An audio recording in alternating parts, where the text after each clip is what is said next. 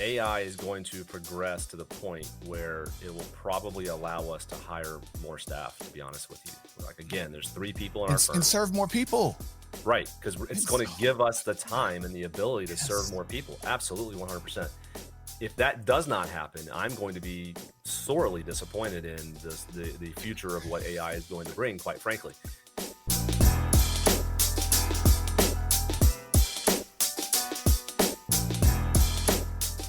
You are tuned into the Only Human podcast, where financial advisors learn how to stay irreplaceable in a world of AI. Only Human explores strategies for advisors to leverage their unique human edge and thrive alongside technology. I'll be back later with some important announcements. Until then, here's your host, behavioral financial advisor, Yohance. Enjoy the show.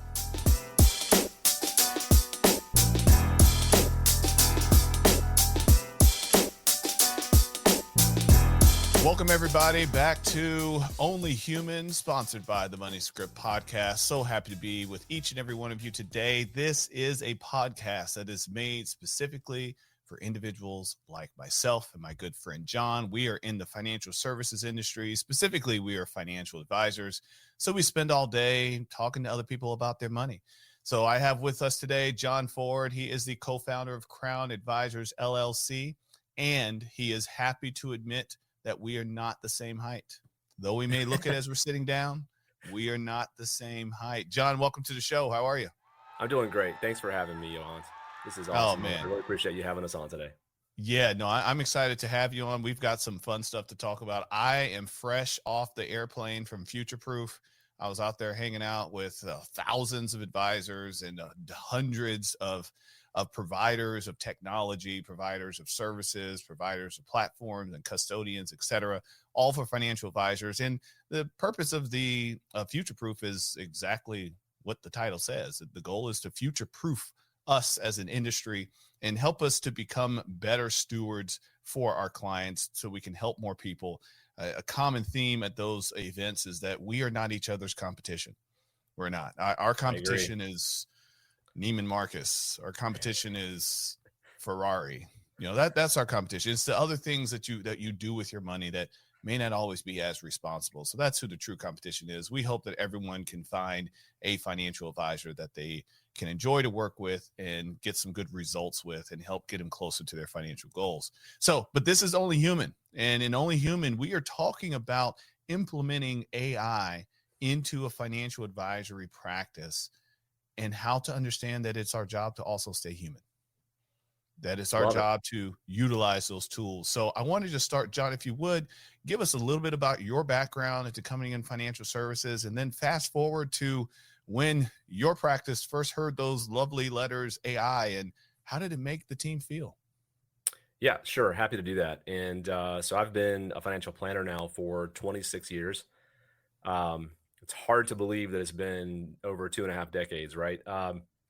This is my second firm that I've been an owner of. I sold my first company back in 2011, stayed in the industry, went to work for some big box names and helped build some smaller RIAs along the way, and then decided I was ready to do it again. So I started what has now become Crown Advisors. Yeah, my wife was questioning my sanity at that point when I made the decision to go back into owning another firm again. But she said, "Is this a midlife crisis, John? Is that what yeah, this is?" She was like, "Can't you just go buy a Harley, John? Just get a Harley." Yeah, it was. I'm not gonna deny the fact that it probably was partially a midlife crisis happening, quite frankly. But the reality is that I'm glad I did, and so that's where we are today. Crown Advisors, I do have a business partner. His name is Bill Kearney, not on the show with us today, but wanted to give a shout out to him while he's holding the fort down in the office today. So you asked the question about when we first heard the scary term artificial intelligence or AI. And yeah, I mean, we heard it and got familiar with it. I mean, just as quickly and as soon as everyone else was starting to get inundated with all of the information about AI.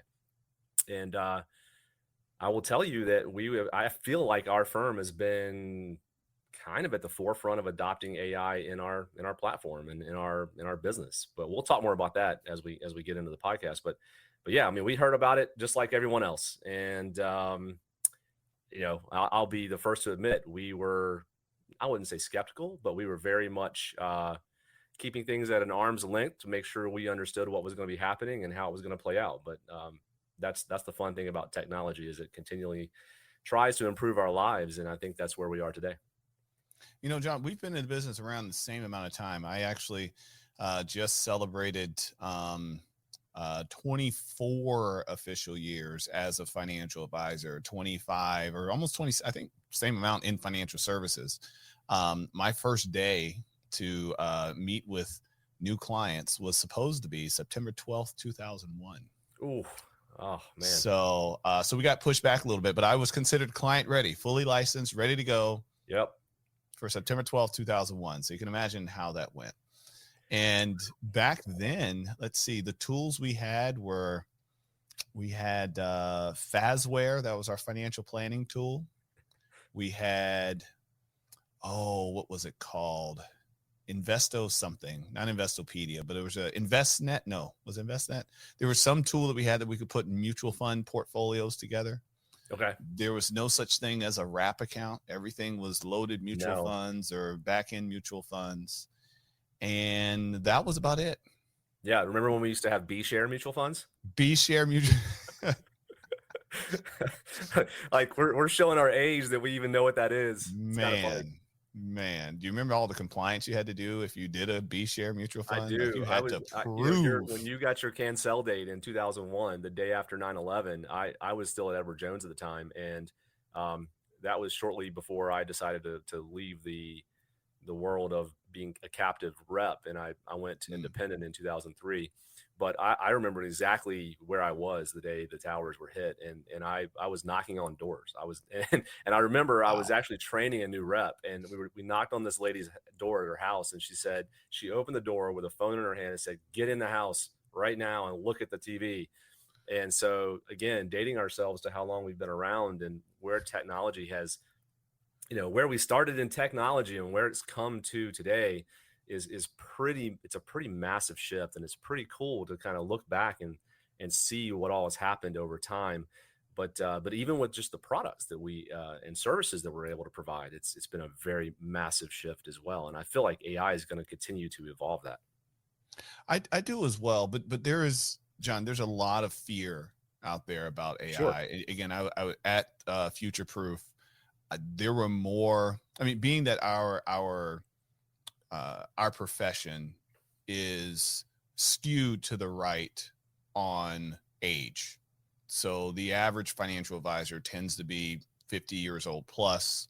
Mm-hmm. Some reports say as high as 55. There was a lull of new people coming into financial services for a little while. So that did kind of impede the ability for new ideas to take hold. Most of the owners of the larger multi-billion-dollar RIAs are also 60, 70 years old, and they can be a little slow on the uptake of technology as well. In the media, though, they are not painting a pretty picture for our careers. Let's unpack that. Let's talk through that. Yeah, I got a few I want to read with you, because I want to make sure I quote these individuals correctly. So Microsoft, pretty reputable organization. Yeah, I've heard of them. They ranked financial advisors among the top 40 professions to be most affected by AI. And when I say affected, not in, everything's going to be fine, like jobs are going to be affected. They ranked us number 30. BLS mentioned that we are the most susceptible to AI innovation or impacts over the next decade. And then Newsweek, this was just a couple of weeks ago, they were talking about people trying to find jobs. There was this whole article about AI is writing resumes and AI is reading resumes and no one's getting hired. So, crazy, but right? they put financial services as a high risk category due to our data heavy, repeatable task. I felt so reduced. What say you to that, John? Yeah, I don't know if I agree that headcount or that jobs will be in jeopardy. I would say that they are 100% correct with the fact that we now have a tool that allows us to process information so much faster than where we were 5 years ago, 2 years ago. But I actually view it the opposite way. I view it as being a massive help to firms that are either startup firms, smaller firms trying to grow. I see it as a benefit because, um, you know, being able to use, here's how I'll just stop for a minute and say, this is how we look at it in our firm. We Great. This is my view, next question. So good. You're there. Okay. yeah. So let's just talk about how we view it at our firm. Yes. You know, we're still what we consider to be a small firm. We have 3 total employees. Having AI working for us and doing all the tasks that we have it doing for us actually allowed us to hire an employee full time. What? Talk more about that, John. That is bucking the trend. Microsoft, are you listening? Yeah, I mean, seriously, think about it. Like, we were able to, instead of spend money out of our budget of our firm, to have people that are not technically employees of the company assess data, you know, go in and run certain reports we need to run. Let's even switch gears to the tech side of things, and helping us with the podcast that we do, helping us come up with topics of discussion, or if clients email us in and say, we want you to talk about this on your podcast, or do a blog post about this. We don't have AI do it for us, but we have AI help us with it. And we have AI help us with implementing the strategies that we're trying to get across through our marketing efforts.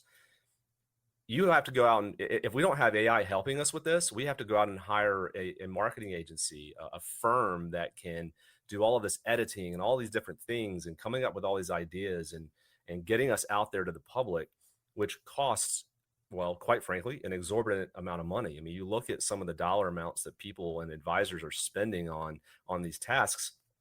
We're able to now allow AI to help us knock out 85-90% of that. There's still some human element, and I think you and I would both agree that AI is not going to replace humans. It's just not. And so there's still a human element to this, but the cost associated with being able to eliminate 85-90% of what we need to do to get those tasks done, we are now able to direct that towards hiring a quality employee to do other work that AI is not going to do, that we don't want AI to do, which is servicing our clients and making sure that we as co-founders are doing what we need to do to get the job done on a daily basis. So that's how we look at it. It's helping us be able to hire a quality employee and employ someone into the workforce. That's how we look at it. I couldn't agree with you more. And we've experienced similar implementation success. We just hired another individual as well, that thanks to the tools that we have through AI, it's allowing some other employees that we have to be able to take on more human involved tasks, and and the training of the new person using AI. Like, hey, this is something that a human used to do manually. We're now going to hire you to manage this process using AI, and you're going to do 10 times the work in half the time. Exactly. Thanks to AI. Yep, absolutely. And that's where I just don't agree with this head count. I mean, if you talk to some of the general public, and I had some of these conversations with general public because I just like to ruffle the feathers of individuals at times, and they ask, what can I do as a human financial advisor that a chat GPT or a Claude or even a Google, what's theirs called, Gemini, Gemini can, what is it that I can do? My favorite answer to that question is give my client a hug. Yeah, because sometimes that's what clients need. They need, they need hugs, not spreadsheets. Correct. They need hugs, not the historical returns of the S&P 500. And hug, I don't mean always a physical hug, because I do a lot of my meetings via Zoom, but sometimes it's that nonverbal communication of empathy that clients need, that they're being heard, not just the answer to their question. Because true, a lot of times the answer to the question can be found on AI, but they need to know that someone's in their corner, someone's thinking about their best interest, and is not just a computer giving an answer. And I think the robo-advisor companies learned this the hard way. Wait, weren't we supposed to be taken out by robo-advisors at one point? Oh, we were. We were. It was the end of human advice. The funny thing about robo-advisors, John, this is what cracks me up. all robo advising is an algorithm that says trade at this and don't trade at this. That's it. Yeah, The kind robo of advisor. the forefront of what AI has become, really. I mean, that was what they were basically on the forefront of, and yeah, we were supposed to be replaced by robo advisors. I remember when advisory firms that were starting up, that was the headline. Like every other day, the human financial advisor is going to be no longer. You are going to be out of a job, and it's the same. It's a different thing. Instead of robo advisor, it's AI is going to replace people's jobs, not just financial advisors' jobs, but it's going to replace jobs in general. And I just don't see it. Maybe companies shift their strategy with how they hire, what they hire for, who they hire to do a specific job, and why. I definitely can see that taking place. It's just not going to eliminate the human element especially out of what we do. And to your point, I could not agree more with you. I do most of my appointments via Zoom now as well. And I'm a little bit older than you, Johannes, but I grew up in the age of when I remember as a kid, I was so excited. I kind of was too young to hit the Atari age, but I was right smack dab in the middle of Nintendo when it came out. Wait, John, we might be the same age, sir. Hold on. All right. So, okay. Born in 1980. Well, I'm 3 years older than you, so I was born in. Okay, yeah, 3 years. Yeah, so I was a little ahead of Atari. My older brother knew Atari, but I did know Nintendo. Oh, yeah, I had my NES. You were right in the heart of Nintendo as well, because it was in that span, right? Oh yeah. And funny quick side story. I remember when I got my Nintendo for Christmas, and my parents was like, "Okay, it's bedtime, 9:00. I got to go to bed."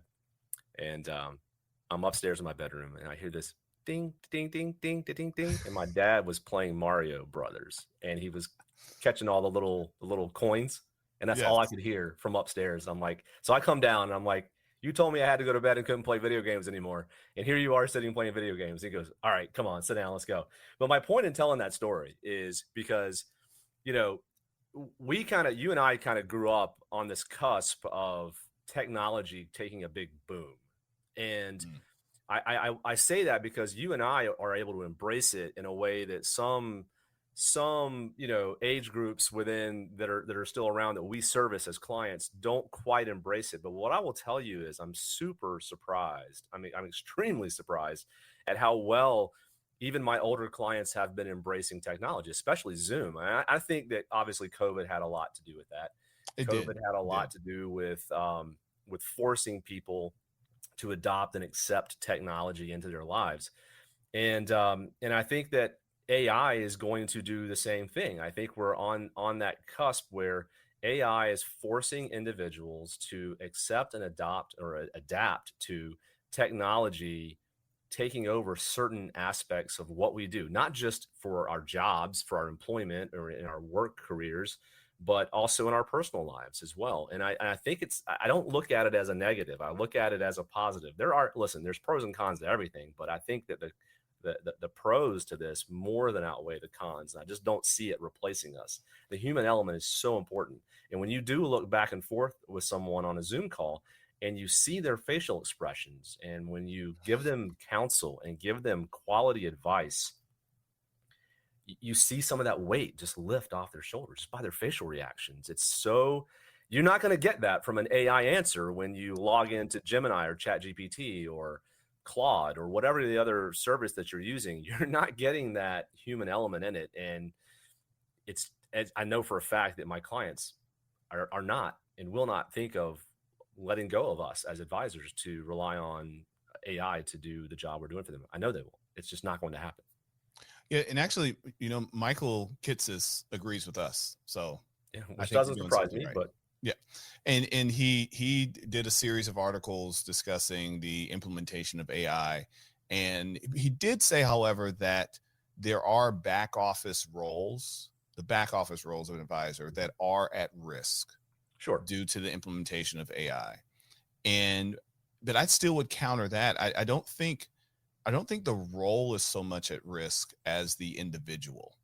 So if you have an individual that's not willing to learn how to implement AI, how to use AI to enhance the work that they're doing, then I think that we as owner operators we'll go find someone that does. Yeah. I mean, And spot that's, on. so it's not the role is there, the person is at risk. I mean, that's the same thing. I shared this with my team. I said, look, if you all can't learn how to adopt and apply AI into what you're doing and the tools that I'm providing you with, then you are at risk at someone else who can. Yeah. So let's just learn it together. Quick Well question said. for you. Quick question for you. Are you utilizing the note takers yet inside of your client meetings?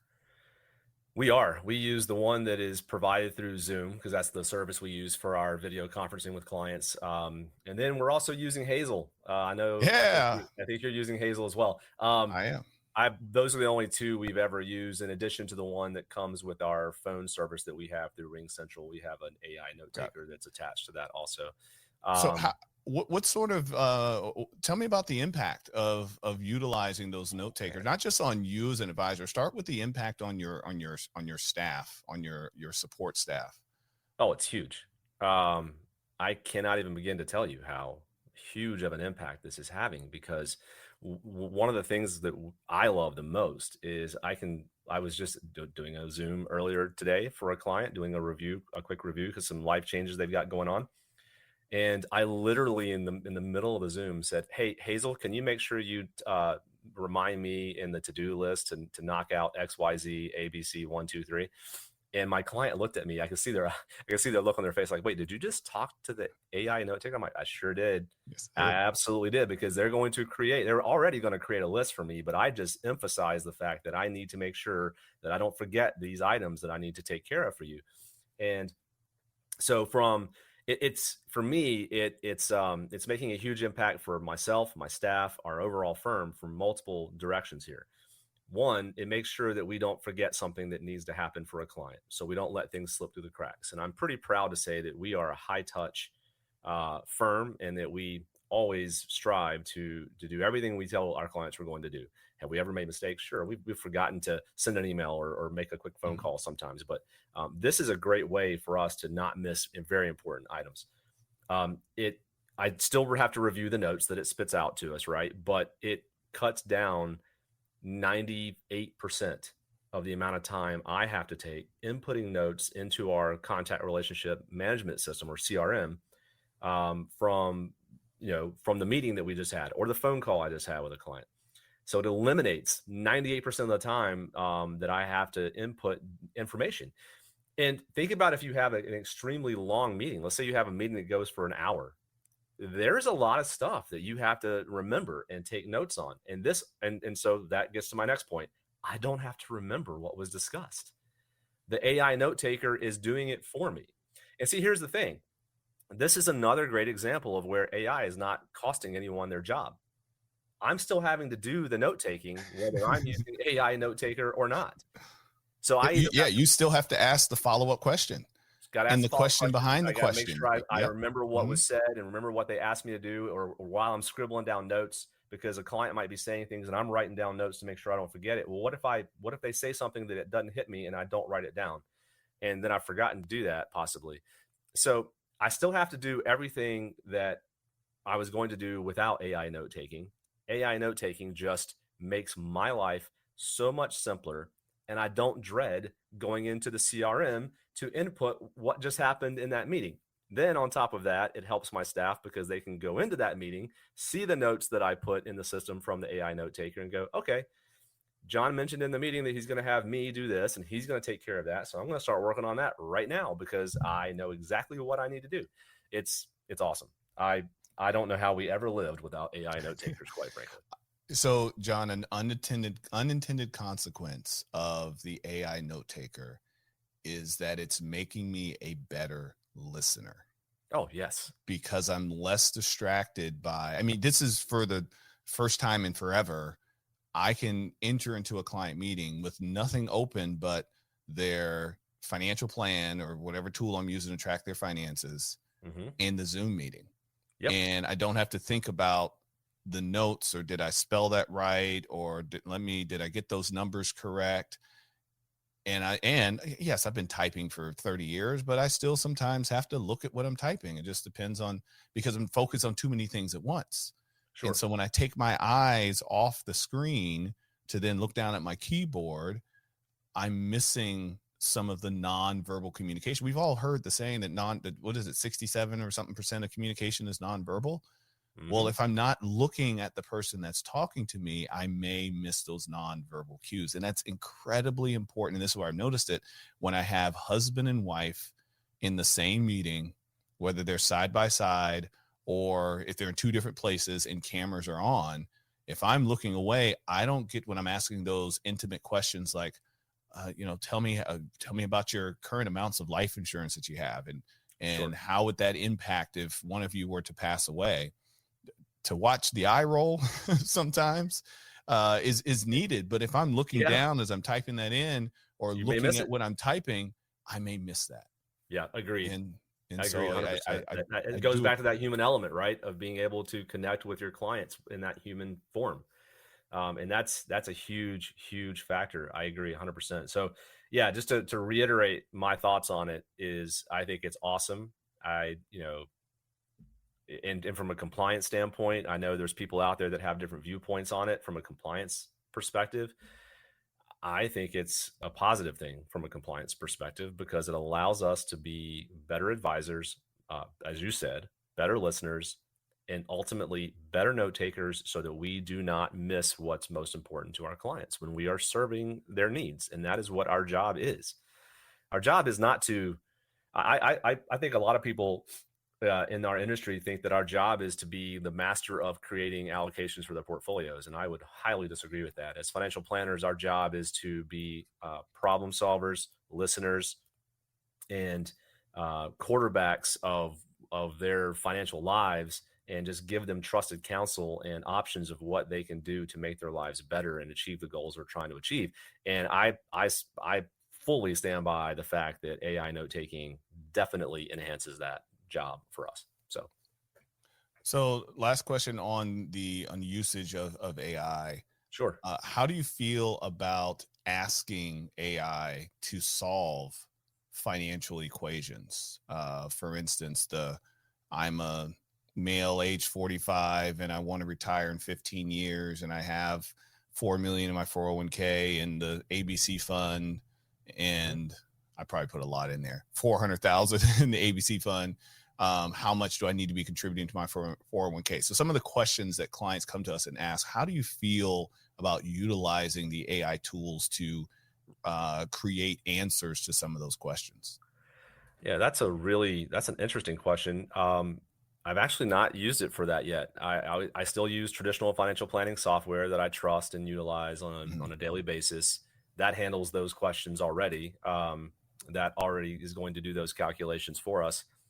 But now that you've brought that question up, I may start actually seeing what AI has to say. I would love to see what they come back with, because that's why I bring it up, John.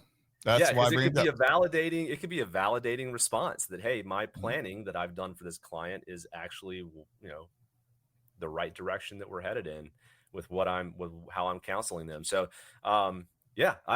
this is great. I just found a new use for AI today. Well, here's where, if you really want to push the envelope a little bit for your more tech forward clients, when they bring the question to you, ask them if they've already asked AI. Oh, that's great. You're going to find more yeses than nos. And what they're doing, they're going to go in there and ask it and either have some amount of belief or not a certain amount of belief. And then they want to bring it to you as the professional. Yeah. And even if they are using it or not, it doesn't matter. Let's say they are, and they're using AI to maybe validate what we're going to be sharing with them. I think that's awesome. And I still stand by, and I think you would agree that this is still not going to jeopardize our role in the industry. It's not going to take our job away. It just won't. No. I mean, the internet's already there. They're already asking. It's already there. Yeah, it's not. That's the other thing. That's what I have to remind people, is that AI is not creating anything new. No, those answers were already there. You just didn't know how to find them. I knew how to prompt Google really well to find the answer I was looking for. And I know how to prompt AI really well to find the answer I'm looking for. I also know how to point out when it's made a mistake. And I've shared this on the show before, but I had a client ask AI, my husband has a HSA, I have an HSA, how much can we contribute? And AI said to them, $8,300 each. And I said, it's a damn good thing you didn't listen to AI, because you would end up with some tax penalties. I was like, wait, what? That's wrong. And so, so the email she sends me is like, okay, so we're going to put this into our HSA. That's going to be 16,000. I was like, whoa. I was like, where'd you get 16? Oh, I just put in ChatGPT. It said we do 8,300 a piece or something. I said, no, that is total. That is not correct. And then I had to send her the article about when ChatGPT didn't know how to spell strawberry. This was back then. For those of you that don't know about that, go look it up. And I had to tell us like, no, trust but verify. So let's rearrange those numbers.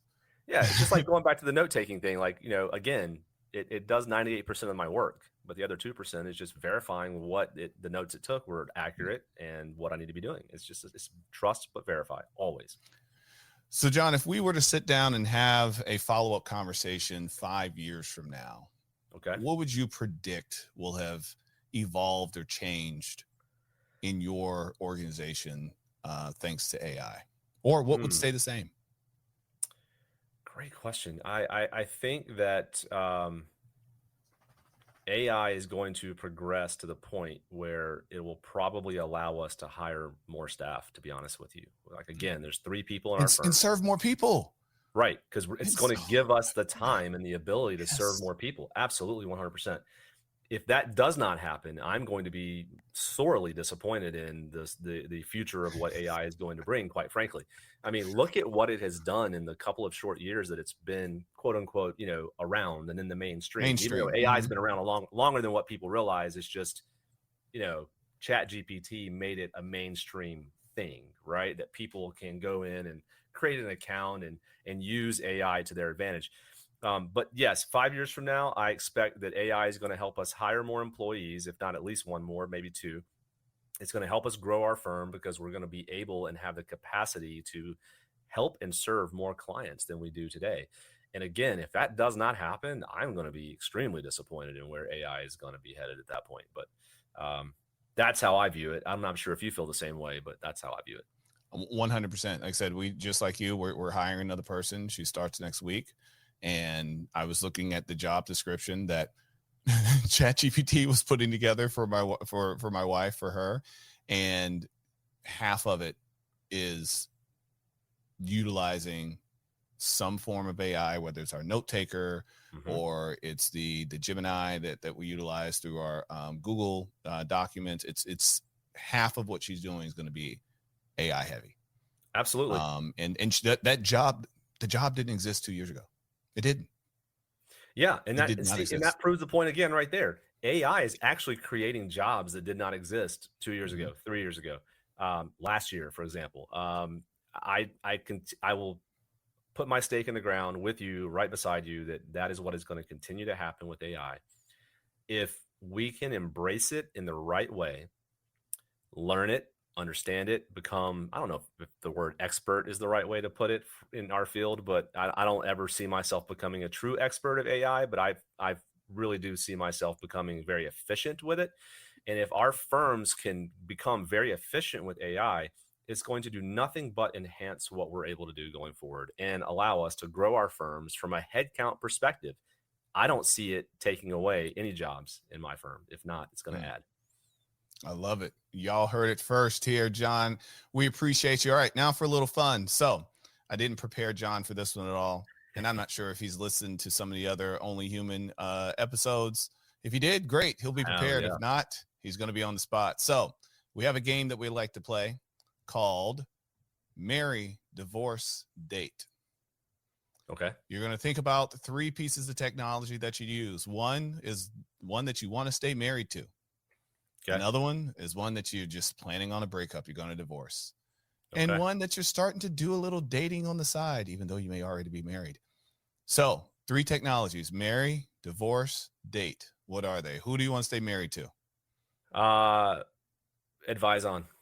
Okay. All right. That's a first. Advise on. Yeah, we like it. We like it. It combines multiple technologies, parts of our technology stack into one place. And Our viewpoint on it is this. I know, like, I'll get to the dating thing real quick. I'll just quickly hit on that. We're starting to Okay. date altruist, and Ah, we'll probably be moving more and more towards that relationship as time goes on. And for a company like Altruist that combines a lot of tech stack into one place, it's awesome to have that. But our viewpoint is, and this may be controversial, and this may be something that some folks that are listening to this podcast, and yourself included, may not necessarily agree fully with, but we believe in owning our own data and maintaining independence with our data. And that's one reason why we're not going to give up our advise on relationship. We could save a lot of money.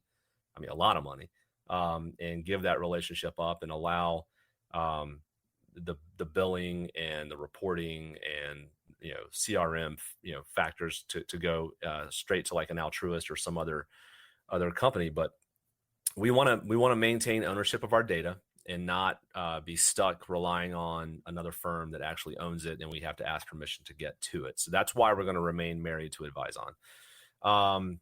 Divorce. Is it okay to say that we're thinking of that we're probably going to maybe divorce Charles Schwab at some point in the near future? oh, you won't be the first. Yeah. So, Mm. look, Charles Schwab, we were TD Ameritrade individuals for our firm for a long time, a long history with them. And when the takeover happened, we decided to give it a shot to see how it would play out. And I would say that, I think it hit on all cylinders like we thought it would, which was not very many, unfortunately, for us. And so we needed to make a change. So we're most likely going to divorce them. Another software that we may divorce might be Nitrogen. I'm not sure if it fits our need anymore. I just filed my divorce paperwork yesterday. Oh, so we need to talk. I did. My renewal's coming up. Yeah, So. my renewal's coming up. So I just filed the paperwork. So I am dating Quanti. That's Okay. what I'm dating right now. So All right.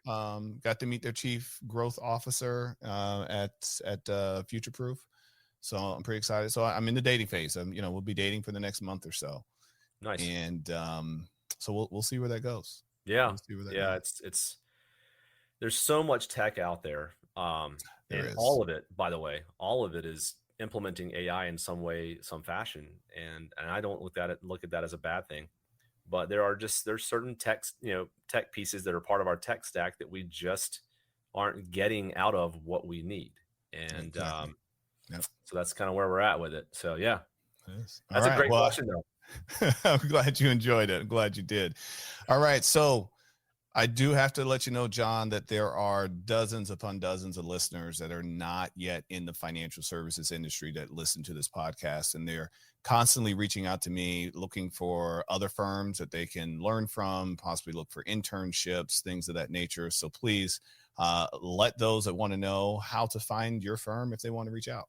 Oh, absolutely. Well, first place will be online. You can go to our website at crownadvisorgroup.com. That's advisor with an OR. So crownadvisorgroup.com. Feel free to email us. You can email us at info@crownadvisorgroup.com as well. You can also find us on social media. I think most of our social media handles are either under the Crown Advisors name or under Retire Stronger, which happens to be the name of our podcast. So I know I think you might put a link in the show notes for our podcast. Absolutely, we will. All right, cool. Absolutely. All awesome. The links will be find us all those places. Indeed. All the links will be in the show notes. And just a quick recap here.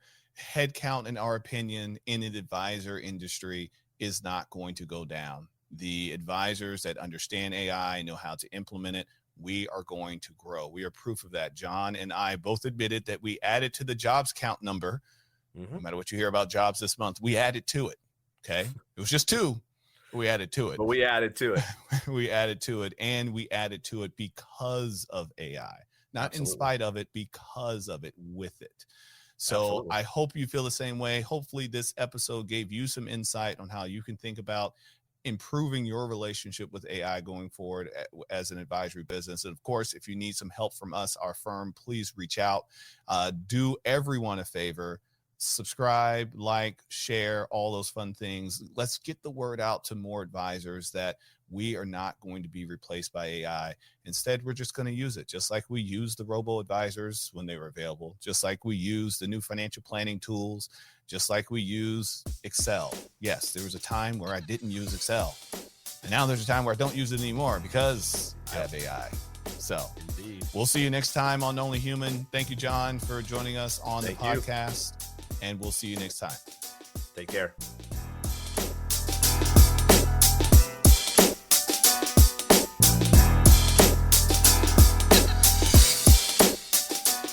Hi, I'm back.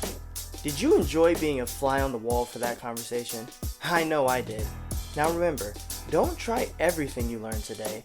Pick 1 or 2 things you can implement and implement them well. And don't just try something for a week and give up when it's not working. Successful implementation takes time, energy, and repetition. Take a moment to follow today's guest. And remember to consult your compliance professionals. We don't want you to get into trouble. Do you have a group of advisors who want to improve their human connection in the AI world? Contact our team to have Yohance speak at your conference or event. Before you go, please like, comment, and subscribe. If you're on YouTube, click the bell for notifications.